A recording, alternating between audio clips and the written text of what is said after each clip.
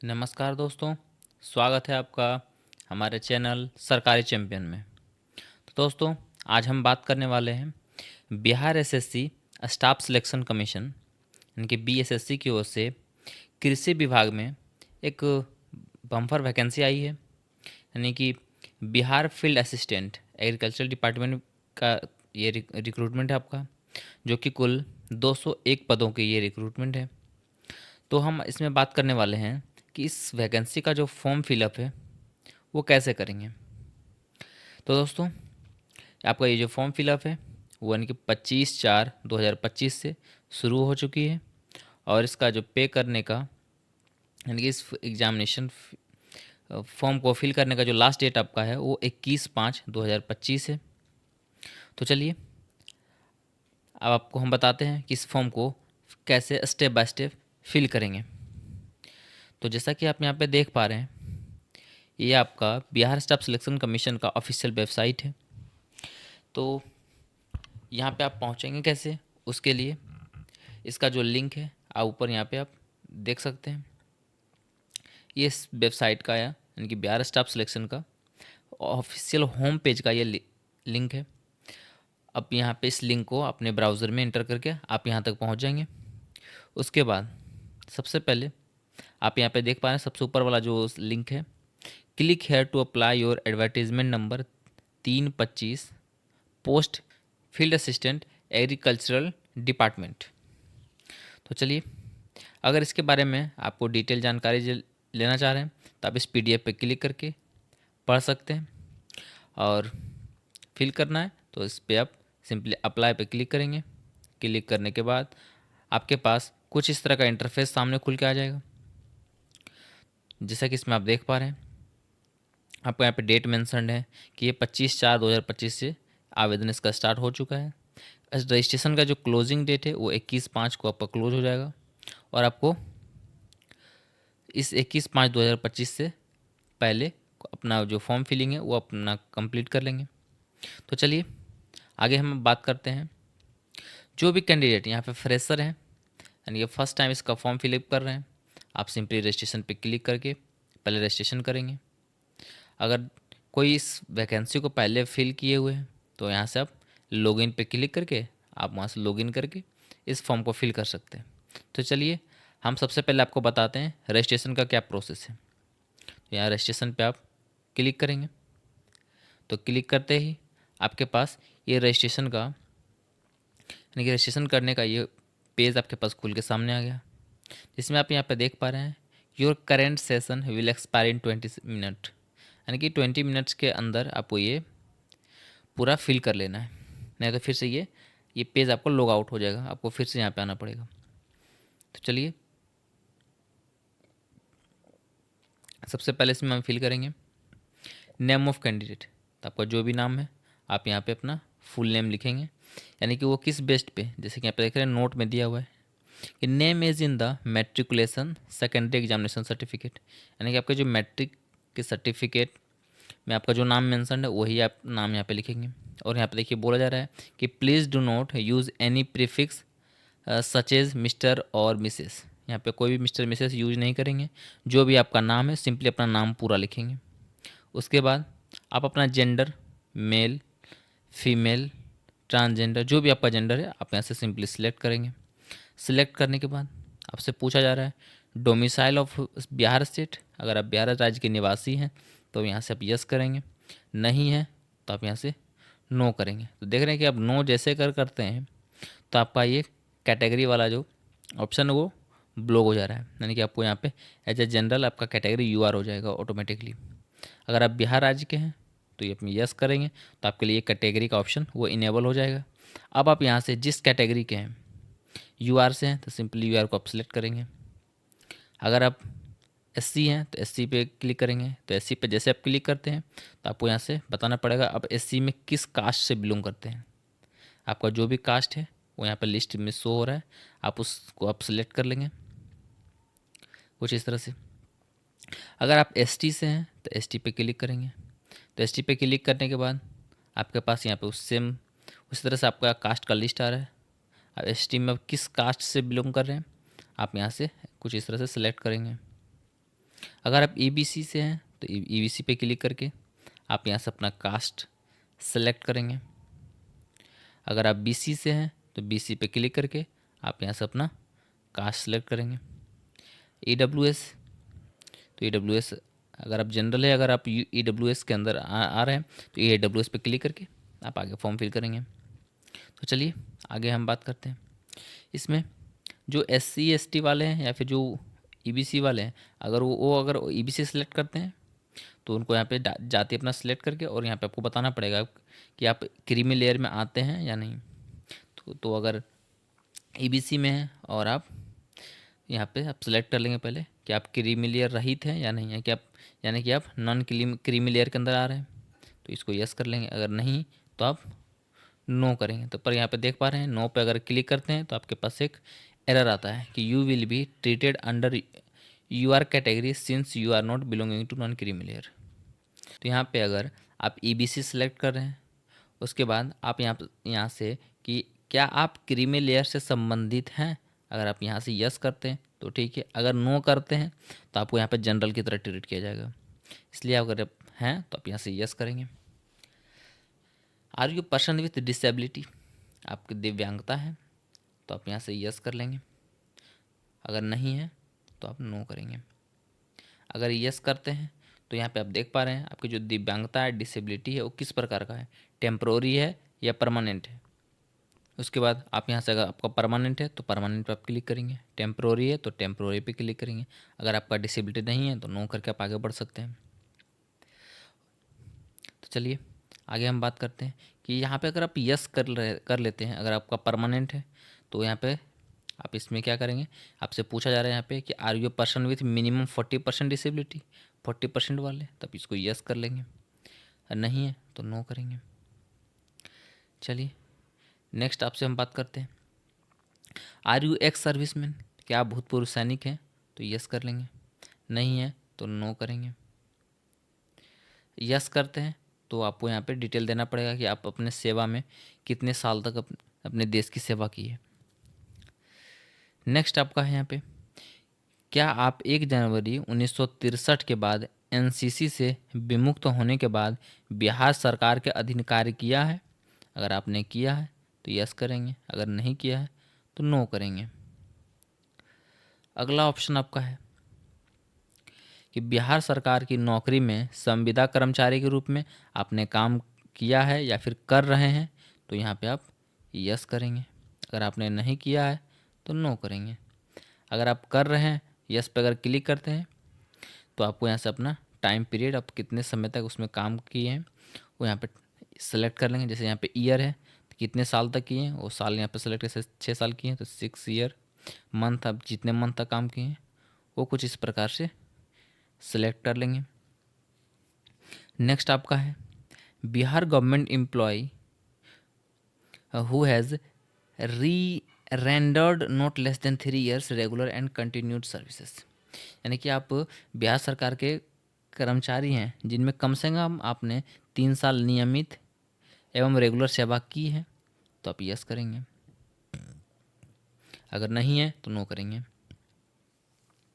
Next आपका आता है कि बिहार कर्मचारी, सरकारी कर्मचारी के बाद प्रयासों की जो संख्या आपका है वो कितना है, यानी कि ये कौन सा अटैम्प्ट आपका है। तो पहला है, आप अपने अकॉर्डिंग आपका जो भी अटैम्प्ट होगा आप यहाँ से सेलेक्ट करके फिल कर सकते हैं, जो भी आपका होगा। फिर नेक्स्ट आता है आपका मोबाइल नंबर। अपना यहाँ पे मोबाइल नंबर, एक एक्टिव मोबाइल नंबर देंगे ताकि जिस पे आपका OTP वगैरह जा सके। नेक्स्ट आप कन्फर्म मोबाइल नंबर, तो अपना मोबाइल नंबर एक बार आप फिर से फिल करेंगे। नेक्स्ट आपका है ईमेल आईडी, तो यहाँ पे आप अपना ईमेल आईडी फिल करेंगे। उसके बाद फिर से आप एक बार ईमेल, कन्फर्म ईमेल यहाँ पे फिल करेंगे। नेक्स्ट आपका आता है डेट ऑफ बर्थ, तो यहाँ से आप इस बॉक्स पे क्लिक करके आप यहाँ से अपना ईयर, जो भी आपका ईयर होगा, ईयर सेलेक्ट करके फिर यहाँ से आप कुछ इस तरह से मंथ सेलेक्ट करेंगे। फिर यहाँ पे डेट सेलेक्ट करते ही आपका वो डेट ऑफ बर्थ यहाँ पे इंटर्ड हो जाएगा। तो ये सारी डिटेल फिल करने के बाद आप सिंपली नीचे आएंगे और यहाँ पे ये जो कैप्चा देख पा रहे हैं, इस कैप्चा को यहाँ पे फिल करेंगे। फिल करने के बाद आप यहाँ से सेव एंड कंटिन्यू बटन पे क्लिक करेंगे। क्लिक करते ही आपके पास एक नोटिफिकेशन आएगा जिसमें आपसे पूछा जाएगा आप कंफर्म करना चाह रहे हैं, तो फिर से आप एक बार क्लिक करके ओके करके आप फाइनली सेव एंड कंटिन्यू कर लेंगे। तो उसके बाद आपके मोबाइल नंबर पे रजिस्ट्रेशन नंबर और आपने आपका पासवर्ड, रजिस्ट्रेशन नंबर और पासवर्ड आपके मोबाइल नंबर और ईमेल पे चला जाएगा, जिससे आप यहाँ इसमें फिर आपका रजिस्ट्रेशन प्रोसेस ये कंप्लीट हो चुका है। अब आप आगे यहाँ से उस आईडी पासवर्ड से लॉगिन करके अपना फॉर्म फिल करेंगे। तो चलिए वो आईडी पासवर्ड हमारे आपके जो ईमेल पे आएंगे आपको दिखाते हैं आप किस प्रकार आप लॉगिन करके अपना फॉर्म फिल करेंगे। तो दोस्तों हम आ चुके हैं फिर से बिहार स्टाफ सिलेक्शन कमीशन के होम पेज पे। अब हम यहाँ से लॉगिन करेंगे क्योंकि रजिस्ट्रेशन तो कंप्लीट हो चुका है।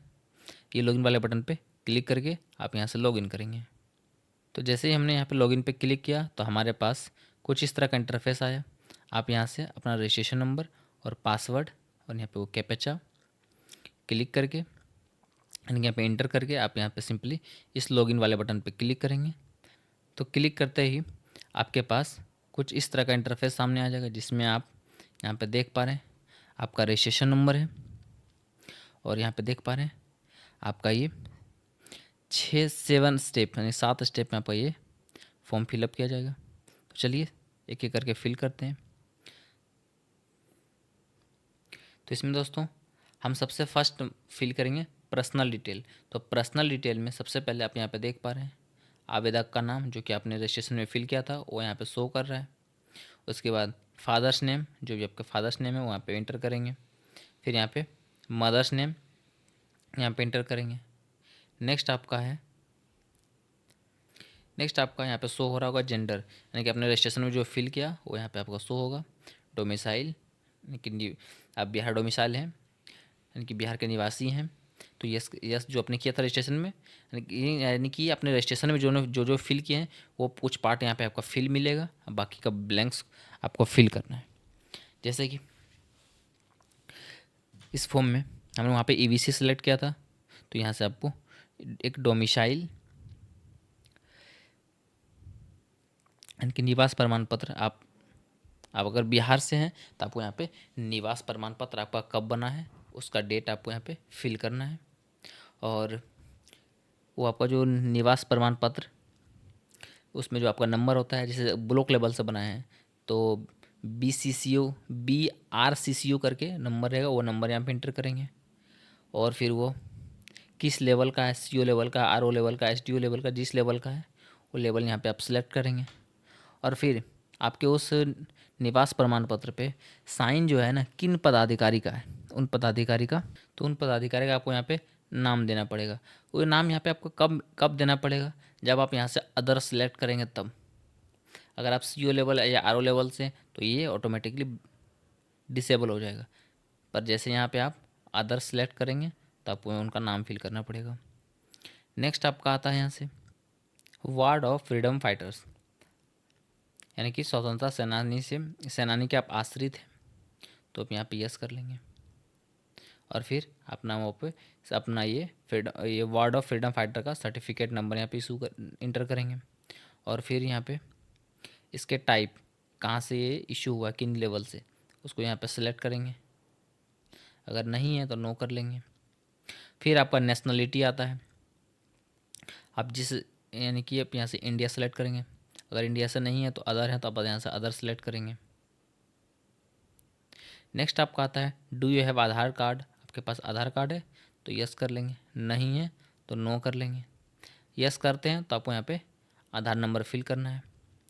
फिर नेक्स्ट आपके पास आता है यहाँ पे आईडी प्रूफ के रूप में आपके पास आप यहाँ पे क्या देना चाह रहे हैं, Aadhaar card, voter ID card, driving licence, PAN card, passport, जो भी आप देना चाह रहे हैं आप यहाँ से एक कोई सिलेक्ट करेंगे और फिर उसका नंबर यहाँ पे एंटर करेंगे। नेक्स्ट आपके पास आता है आइडेंटिफिकेशन मार्क ऑफ कैंडिडेट, यानी कि कैंडिडेट का आइडेंटिफिकेशन मार्क, यानी कि आपका जो पहचान चिन्ह है वो यहाँ पे आप सिंपली देंगे। आपको जो भी पहचान चिन्ह होगा, जहाँ भी कट मार्क, मोल जो भी हो। नेक्स्ट आपका है क्या आपको कभी किसी प्रतियोगिता परीक्षा यानी कि आपको वहाँ से निष्कासित किया गया है, तो यहाँ से आप यस करेंगे। अगर नहीं किया गया नो करेंगे। निष्कासित किया गया यानी कि आपको वहाँ पे प्रतिबंध लगाया गया है क्या, तो नो, तो हम यहाँ से नो कर लेंगे। नेक्स्ट आपका आता है एड्रेस, कॉरेस्पॉन्डेंट एड्रेस यानी कि पत्राचार का पता और परमानेंट एड्रेस। यहाँ से आप अपना कंप्लीट एड्रेस फिल करेंगे। फिर यहाँ पे अपना village, police station, post office, state, district और पिन कोड फिल करने के बाद अगर दोनों डिटेल आपका सेम है तो यस पे मार्क कर लेंगे। अगर नहीं है सेम तो यहाँ से आप सिंपली इसमें भी इंटर कर लेंगे जो भी आपका डिटेल होगा, address, village, police station, post office, state, district, pin code, and then फिर आप यहाँ से सिंपली सबमिट वाले बटन पे क्लिक करेंगे। तो सबमिट पे क्लिक करने के बाद आपका पर्सनल डिटेल जो था वो कम्प्लीटली फिल हो गया। अब नेक्स्ट आ जाता है आपका पेमेंट प्रोसेस में। तो दोस्तों जैसे ही आप पेमेंट प्रोसेस पे क्लिक करते हैं तो आपके पास कुछ इस तरह का इंटरफेस सामने आता है। फिर आप स्क्रॉल करते हुए नीचे आएंगे और नीचे आप यहाँ पे देख पा रहे हैं, आप यहाँ से पेमेंट बैंक पहले आप सिलेक्ट करेंगे। सिलेक्ट करने के बाद आप सिंपली क्लिक करेंगे प्रोसेस ऑनलाइन पेमेंट पे। क्लिक करते ही आपके पास एक नोटिफिकेशन सामने आता है, are you sure you want to online payment for registration number. तो ये रजिस्ट्रेशन नंबर के लिए आप पेमेंट करना चाहते हैं, आप कन्फर्म है तो इसको ओके करेंगे। ओके करते ही आपके पास पेमेंट का ये इंटरफेस सामने खुल के आ जाएगा, जिसमें आप डेबिट कार्ड से आपको पेमेंट करना है या क्रेडिट कार्ड से, तो आप यहाँ पे अपना क्रेडिट नंबर, यहाँ पे आपका होल्डर नेम आप फिल करके अपना एक्सपायरी डेट सारे डिटेल्स में फिल करेंगे। पे नाउ पे क्लिक करके अपना पेमेंट कर लेंगे। उसके बाद अगर SBI या कॉर्पोरेट क्रेडिट कार्ड है तो अगर इससे करना चाहते हैं तो इससे भी कर सकते हैं। आपके पास अगर इंटरनेट बैंकिंग की फैसिलिटीज़ हैं तो आप इसके थ्रू भी कर सकते हैं। अगर आप पेटीएम से पेमेंट करना चाहते हैं UPI से, तो इस वाले ऑप्शन पे क्लिक करके इंटर UPI ID, तो यहाँ पे अपना UPI ID इंटर करके भी पेमेंट कर सकते हैं। अन्यथा UPI QR पे क्लिक करके आप इसके थ्रू भी क्लिक कर सकते हैं। जैसे इस पर क्लिक किए आप यहाँ से पे नाउ पे क्लिक करते ही आपके पास कुछ इस तरह का एक स्कैनर सामने आ जाता है और आप इस स्कैनर से स्कैन करके आप अपना सक्सेसफुल पेमेंट सक्सेस करेंगे। तो दोस्तों जैसे ही आपका पेमेंट सक्सेस होता है आप देख सकते हैं यहाँ पे आपका ये पेमेंट प्रोसेस वो कंप्लीट हो गया है। आप यहाँ पे देख पा रहे हैं your online payment successfully proceed. तो दोस्तों आगे हम यहाँ पे प्रिंट एप्लीकेशन स्लिप, इस पर आप क्लिक करके इसको प्रिंट करके आप रख सकते हैं स्लिप को।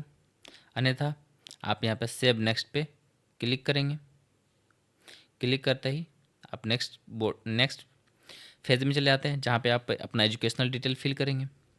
तो चलिए आगे हम आपसे बात करते हैं। इसमें आप अपना यहाँ पे एजुकेशन यानी कि शिक्षा जो भी आपको जैसे 10th है तो यहाँ पे अपना 10th का आपका जो भी सब्जेक्ट है 10th में रहा होगा, आपने जो भी लिया है उसमें कुछ सब्जेक्ट कुछ इस तरह से मैथ है, आपका साइंस है, तो आप कुछ इस तरह से स्पेस डाल के आप फिल करते हुए चलेंगे।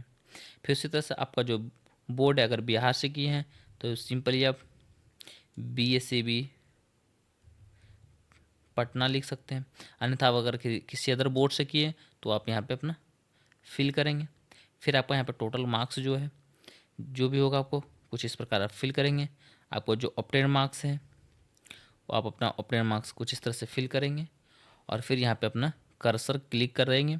क्लिक करते ही आपका देख रहे हैं परसेंटेज ऑटोमेटिकली काउंट हो जा रहा है और फिर अपना मार्कशीट का सीरियल नंबर फिल करेंगे और फिर इस पर क्लिक करके अपना डेट यानी कि आपका जो मार्कशीट है ये कब इशू हुआ है वो डेट यहाँ से आप सिलेक्ट करेंगे। नेक्स्ट उसी प्रकार से आप यहाँ पे ISC 10th+2 साइंस का भी आप सेलेक्ट करेंगे। चलिए दोस्तों तो हम आपको बता देते हैं कि इसका जो क्वालिफ़िकेशन इस वैकेंसी का क्या है। तो जो ऑफिशियल नोटिस में लिखा हुआ है आपको चलिए अब दिखाते हैं।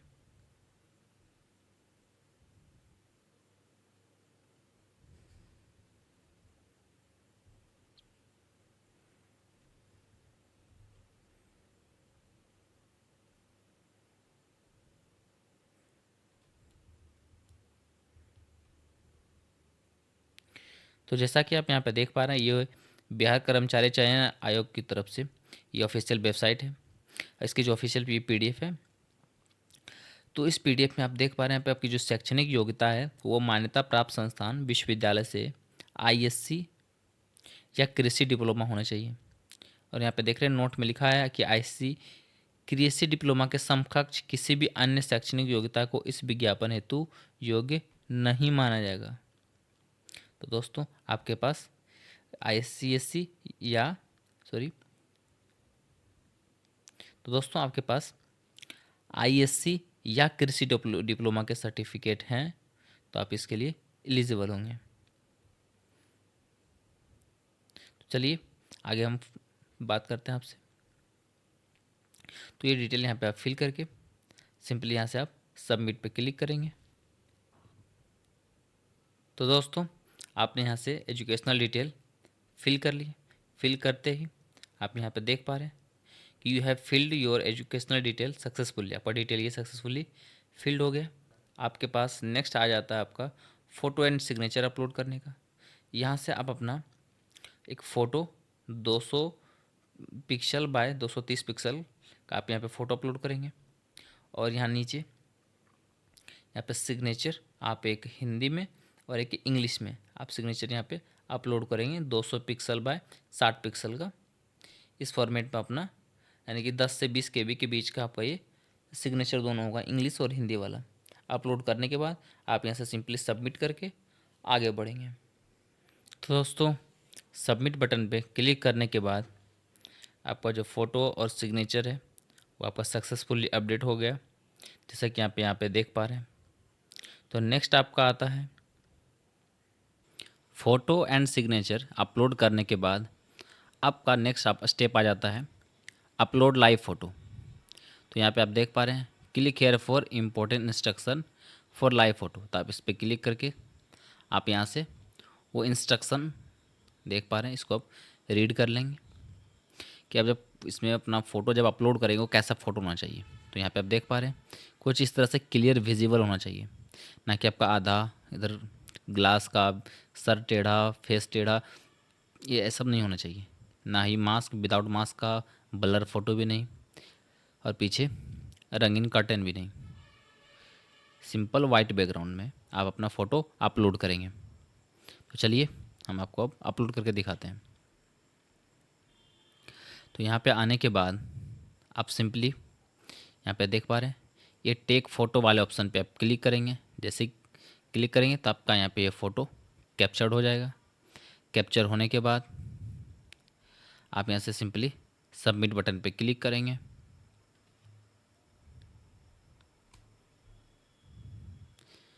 जैसा कि आप यहाँ पे देख पा रहे हैं टेक फ़ोटो, इस तरह से फ़ोटो आपका आ जाएगा। उसके बाद आप यहाँ पे सिंपली सबमिट पे क्लिक करेंगे। देखिए आपसे यहाँ पूछा जा रहा है are you sure to upload select image.